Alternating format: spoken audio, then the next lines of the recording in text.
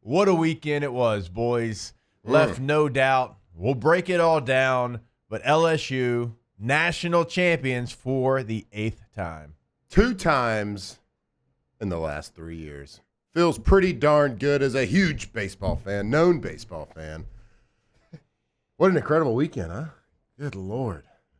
We were locked in. Flynn family locked in. You see the jersey. That's a new purchase there, The new Bull. purchase. The whole team, Flynn, rocking new LSU baseball jerseys. So excited, dude. Are you kidding me? LSU fans, what a spoiled bunch we are. Beautifully spoiled. Yeah. And I love it. We are. And, gosh, it was so good. It was so good to watch them play the way they did in Omaha. They leave no doubt. They sweep Coastal Carolina. And, again, we'll cover it. We got, as Taylor told you, Chris Blair, Todd Walker, Dev, who was locked in as well. What a way it played out yesterday. Golly. Some electricity early in the game. And, again, all of this is things that we will get to. But just off the top, congratulations to Jay Johnson, the entire 2025 LSU team. Jay is one of our absolute favorites. He is a grinder. He is somebody that leaves no stone unturned. He is going to make sure every single thing is covered. What a run for him just personally as a head coach. You said it, 2 of the last 3 years, you are national champions. And if you do that in today's college baseball with how many programs truly care, how many programs have a desire to be great, right? It's no longer like the 70s and the 80s and when USC is winning championships because nobody else really cares. This is the height of college baseball. It's why you see all these stadiums getting bigger. It's why you see all these games on TV. And right now, in the hardest time, in my opinion, ever to do it, you are dominating college baseball, winning 2 of the last 3. Yeah, and in the time of like just college sports in general and how hard it is to navigate the NIL world, the transfer world, just roster management, and the way he's been able to do it to come in like this 2 of the last 3 years, we're sitting on top. And to start what everyone's talking about, SEC baseball, which is the greatest conference in college baseball, to start the year out, preseason 1, and to finish it out, prove all those people right, all those preseason voters, prove them right, win the national championship. It's just a testament to what Jay Johnson has done. But the coach he is, the man he is, the leader he is, to do that, to manage that roster in the offseason, to bring in the pieces that you needed, that you said after last year, hey, we're missing this. Whether it's a talent, whether it's a mindset, whatever it is, for him to be able to all the games that he played, all the buttons that he pushed were right. And LSU fans, we are lucky to have that man, the greatest coach in college baseball. And if there's anybody out there that wants to argue that, or deny that, or think anything different, they're just dumb. And we'll get to the situation yesterday with Coastal and their coach getting kicked out of the game, and I'll go around the room and I'll get everybody's thoughts on that. But one of the things that I want to make sure that we get done, and I think I can speak for everybody here, is don't get it twisted. LSU didn't win a national championship because Coastal's coach got kicked out of the game. You see a lot of that on social media, right? Well, I mean, the coach didn't. Okay, LSU wins the national championship because LSU didn't have 2 errors in yesterday's game. They didn't have an error in the first game. You know who did? Coastal. LSU won a national championship because they know how to hit with runners in scoring position. You know who doesn't? Coastal. LSU won because their starters went deep in the game and dominated. You know who's did not? Coastal. LSU used 3 pitchers in the championship series. That's why they won a national championship, not because the coach came out and argued balls and strikes. And real quick, I don't want to see anybody get tossed that quick, but it happened, and it does, and we'll break it down. We'll play the video. We'll play the audio, all of that. It didn't matter if Joe Torre was out there coaching Coastal Carolina. They weren't going to win this series. LSU did everything you had to do. And for you young guys, Joe Torre, Yankees had some success. LSU did everything they had to do to go win a national championship. They came up with every timely hit. They came up with every pitch that you had to make. They came up with every play that you had to make in the field. Again, a championship series against a team that had not lost in 26 straight games, and you used 3 pitchers the entire time. LSU dominated. The scoreline might not even tell the full story. Every time that something had to happen, it happened because LSU made it happen. Yeah, the 3 pitchers to me is like such a stunning. It's not even a stat, but just like a fact that that was an incredible performance by those boys to go out there and have such nasty stuff and to shut down a team. Like you said, that had won 26 in a row. That had dominated their half of the bracket leading up to this championship series. But what was so impressive about this team, not only the talent and the pitching and the defense, but the mindset, the competitiveness, the grit that everybody showed.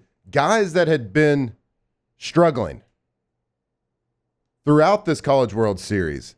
There's times that guys struggled, but showed up when it mattered. Yeah. You talk about earlier, Jared Jones striking out 5 times versus Arkansas, then coming up huge. We don't get to this point without him coming up. Right.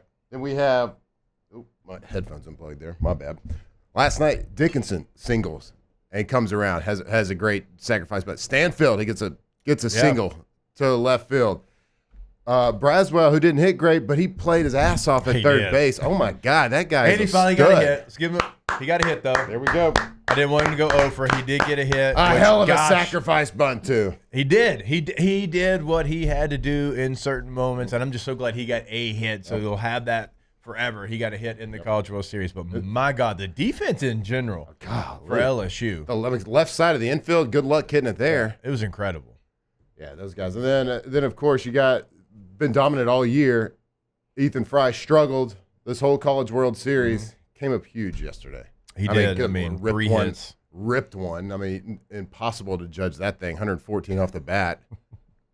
I know. That was 114 off the bat, and the home run Coastal hit was 93 off the bat. Was it really? Yeah, credit to you. He got it up in that wind, a little backspin on it. It just kept going and going and going. It's funny, like Curiel thought he had like a beat on it the whole time. He's like, I'm out of room a little bit. I got to go make a play. Man, that wind was whipping yesterday. Again, like in the broadcast said, like that's the one place you could have hit the baseball where you would have probably got it out of the stadium and been aided by the wind. Right.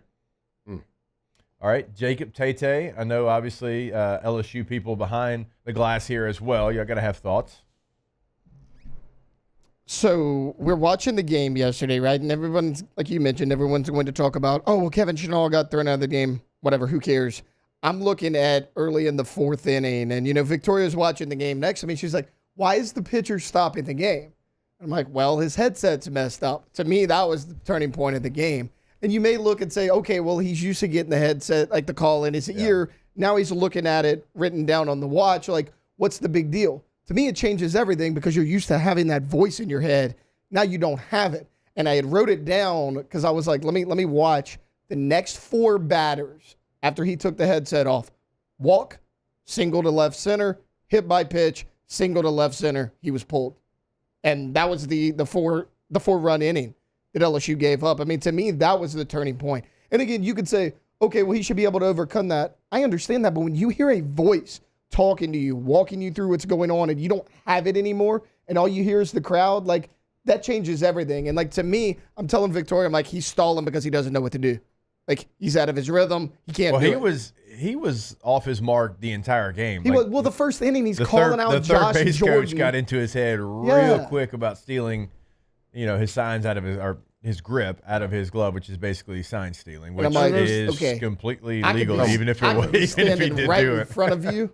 Probably couldn't see the signs inside your glove. Like, calm down, Morrison. But no, like to your point, he was rattled to start. But when that happened right at the beginning of the 4th inning, like that's when you kind of knew, like, okay, like if LSU can hold on to this thing, they got this in the bag, because that was his shortest outing of the year. That was the most runs he had given up too. Mm-hmm. Like, you chased him out of that game early in the 4th inning. Yeah, I'd like to get in a little bit to the mindset of that at some point today. I agreed agree with you 100%. To me, his communications device going down and the way he handled that was a bigger deal than an equal of a big deal, like as the coach getting thrown out. Like, at that point, the head coach probably would have really helped that situation, like kind of calm it down and cool it down. But like that, when you have a thrower, it's about rhythm and getting into the zone. It's just like a quarterback playing. Like when you talk about the zone, getting into that spot where all you see is the defense, all you see is this and that. Well, the pitchers, it's the same thing. Like when you're getting a rhythm and feeling it, you got to flow with that momentum, and that was a momentum killer, an absolute momentum killer, having those communications go down. And I couldn't think of anything worse if I'm a starting pitcher in a national championship than having that happen. But you could also tell that they hadn't worked on what we're going to do. What's the backup plan? Yeah, because you're working on, like, you in football, you have the speaker and the quarterback and the Mike linebacker's helmet. You work all the time on what happens if that communication device goes down. We can't be 100% reliant on it. We have to be able to function without this, right? Yeah, you got to be able to handle every situation. I promise you that Jay Johnson has every situation ready to go, but so do his assistants. And, hey, let's not act like Coastal Carolina's head coach had to leave the premises, right? He's in the locker room. Right. He was texting. Hey, say, bud, hey, what do we do here? You want a pinch hit? Got it. All right, let's not act like he couldn't give them information. He definitely had the old cellular device out. I mean, texting a little bit. Look, things happen. They do, okay? How do you deal with things when they happen? Now, that delay could have been something that LSU could have been like, oh, man, we were in a rhythm. Now we're out of rhythm. And no, they didn't care. They went out there and they handled business. You know, they didn't allow a delay because of a pitch comm to get them off what their game plan was. LSU was ready for every situation. That was the most impressive thing to me. It didn't matter what. It didn't matter who was called upon. To your point earlier, Matt, they made it happen when it had to happen every single time in this postseason. Yeah, I think for me the two. I mean, it's pretty obvious, but Ianson and Anderson. Anderson probably maybe the best game for an LSU pitcher in the College World Series ever, but it for me it was they were able to still go out there and pitch so well even when they didn't have maybe their best stuff. I mean, Anderson's stuff was still good. He still had 10 strikeouts, but Ianson gave up 7 hits in 6 1/3, and he still got 9 strikeouts. He still got 3. He had traffic almost every inning, but he still managed to limit the damage for the most part, and still had a really good game. And Anderson with 5 walks, which was really uncharacteristic. But both those guys still showed up, and you hold Coastal Carolina to 3 runs in 2 games, which LSU didn't have to do much on offense in either of the games. I mean, they had 10 hits in this one, but still, I think that for me that was really the thing that stood out to me the most. No, it's actually a good point because they did not have, what we have seen all season long as far as maybe the cleanest stuff or maybe the quickest innings, but still found a way to dominate. Like even Cade Anderson, he almost doubled his highest walk total of the year, right? I mean, he has 5, 3's the highest, but he still found a way to grind through it and go the complete game distance in a College World Series final.